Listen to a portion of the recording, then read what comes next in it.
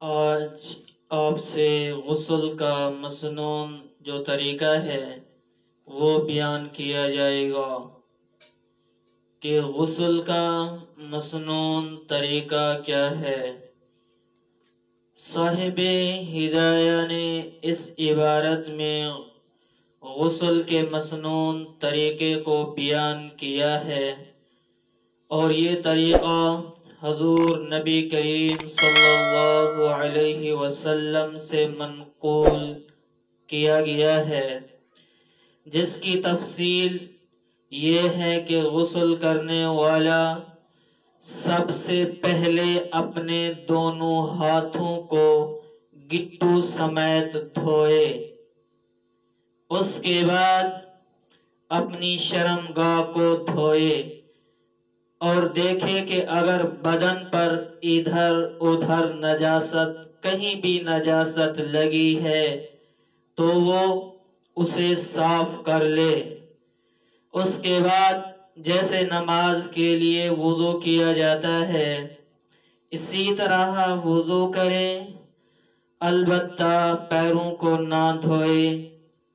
پھر اپنے پورے جسم کو 3 مرتبہ پانی ڈالے، اپنے جسم کے اوپر 3 مرتبہ پھر وہ جو ہے پانی ڈالے اور خوب مل مل کر اسے دھوئے۔ اس کے بعد جس جگہ غسل کر رہا ہو وہاں سے ہٹ جائے اور اپنے قدموں کو دھوئے، یعنی اپنے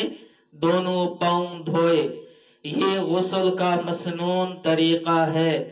اور حضرت میمونہ رضی اللہ تعالی عنہا سے منقول ہے۔ طریقہ غسل میں جو پاؤں کے دھونے کو مؤخر یعنی آخر میں بتلایا گیا ہے،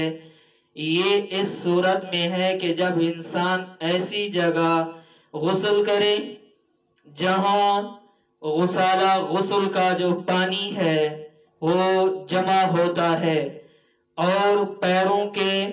ما مستعمل میں ملوث ہونے کا اندیشہ ہوتا ہے۔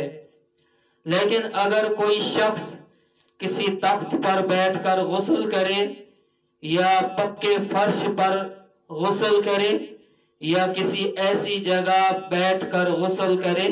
جہاں غسل کا پانی جمع نہیں ہوتا تو اس کے لیے قدموں کے دھونے کو مؤخر کرنا درست نہیں ہے۔ قدموں کو آخر میں کیوں دھویا گیا کہ جب غسل کر رہے ہیں تو اس سے جو پانی کے قطرے جا رہے ہیں پاؤں کے اوپر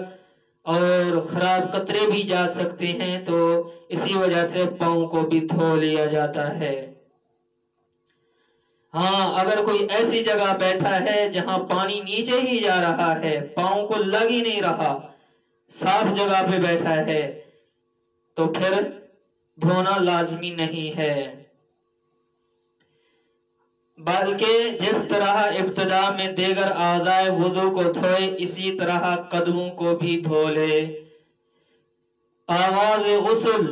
میں بدن سے نجاست حقیقیہ کو زائل کرنے کی وجہ یہ ہے